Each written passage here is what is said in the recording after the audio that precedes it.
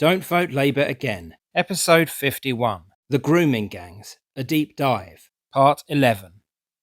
When Starmer was head of the CPS between November 1st, 2008 and December 31st, 2013, there was at least one instance when a rape gang was not prosecuted.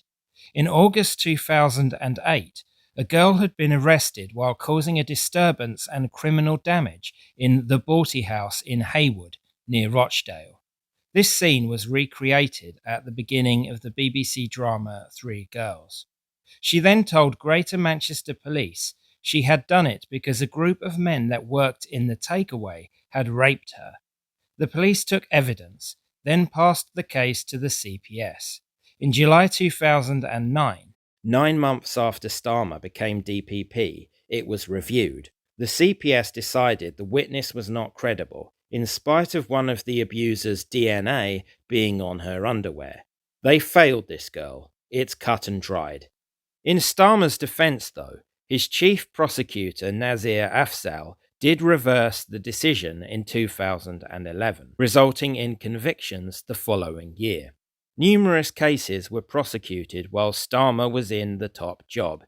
He also did try to reform the system in order to more effectively prosecute abusers and protect their victims. The Telford inquiry states, the first guidance for the CPS, which was exclusively focused on prosecuting cases of child abuse, was published in 2009. In October 2013, a month before Starmer left, he announced new guidance broadening what child sex abuse involves and how it operates, especially that operated by organized gangs. The guidance details how to recognize it and how it should be prosecuted. The Telford inquiry finds no fault with the CPS in the Telford case, noting that prior to 2004, charging was largely in the police's remit. There may have been other occasions in which the CPS was not charging alleged abusers when they could have been, perhaps especially when it came to Pakistani Muslims, but we can't know without extensive investigation. There was also a decision not to prosecute Jimmy Savile, who was still alive, owing to a lack of confidence in the evidence presented.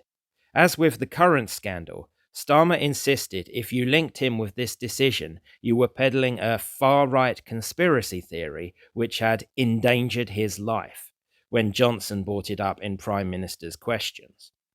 It would be unfair to completely blame Starmer for Savile escaping justice, but Starmer's CPS did oversee this, whether Starmer personally signed off on it or not. Sir Keir is happy to claim credit for everything good the CPS did, but nothing bad. Another argument for Musk's claims about Starmer is that regardless of his personal record on child sex abuse, he is the Labour leader. You could argue if Labour's incompetence and client politics helped create the situation, as the current head of that party, he does bear some responsibility. He especially bears responsibility if in the here and now he is assisting to prolong a cover-up. Many will ask the question, if Labour and Starmer's record is so perfect, why should he prevent a full inquiry? Wouldn't it fully vindicate them? So Musk's language was strong and ill-advised. However, you could make a case for much of what he said. Musk has not libelled himself. He's not in a UK jurisdiction anyway. In a court of law, especially with Musk's lawyers, everything could be argued as justified comment. I would personally have used subtler phrasing, but maybe that's why I'm not a rocket-building entrepreneur.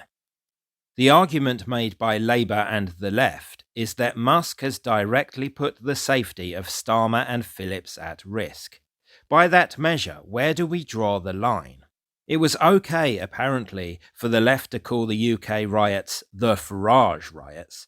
Farage claimed, as Jess Phillips did, that his safety was at greater risk as a result of this. Anything negative we say about public figures could be taken the wrong way by a violent person and used as a justification to do that figure harm. The left routinely call Musk a fascist. Does that not put him at greater risk?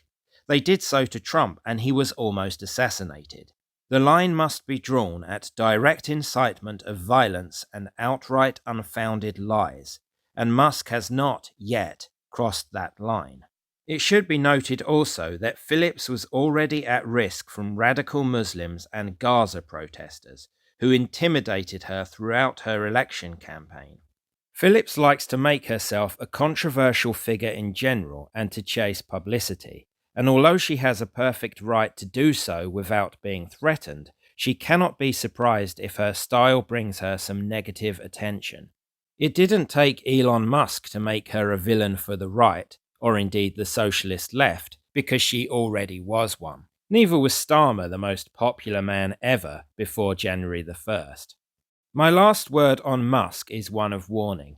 He is right to draw attention to the scandal and ask the pertinent questions, but he should be less emotional and hyperbolic about it.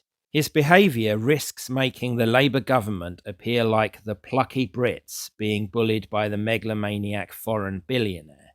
Labour are already trying to strike that pose. We need to remember also that Musk, although perhaps well-intentioned, is not as well informed as he thinks he is. He doesn't understand the nuances of British politics or the details of complex cases. He can't grasp the widespread perception of Tommy Robinson as a toxic figure, and doesn't see why reform can't bring him into the fold. When Farage pushed back on this, Elon tried to oust Farage as the party leader, not realizing that for the moment, Farage is reform. The man is capricious and overindulged. I admire what he's doing to some extent. He sees real problems occurring in the West, and like the rest of our side of politics, he is trying to save it. But there is no need for anyone to hitch themselves unquestioningly to his star. We don't know where his whims will lead us next. Somebody else who could use more responsible language is Keir Starmer himself. On Monday the 6th of January, when asked about the events on X, Starmer suggested Conservative MPs calling for an inquiry were jumping on a bandwagon of the far right. And when politicians, and I mean politicians, who sat in government for many years, are casual about honesty, decency, truth and the rule of law, calling for inquiries because they want to jump on a bandwagon of the far right, then that affects politics. This was yet another facepalm moment for Starmer. He appears not to have learned how tin-eared he appeared over the riots, when once again far right was wheeled out against ordinary people with ordinary concerns. This latest instance was worse because it directly linked the opposition to the mythical extremists. If he considers other MPs far right, one wonders what he thinks of you and me. Of course, the Tories and Reform made hay from this, and Starmer threw away yet another chance to show empathetic leadership. On top of that, he then did a partial climb down and announced 5 more inquiries. Is he now far right, or is it only far right when it has statutory powers?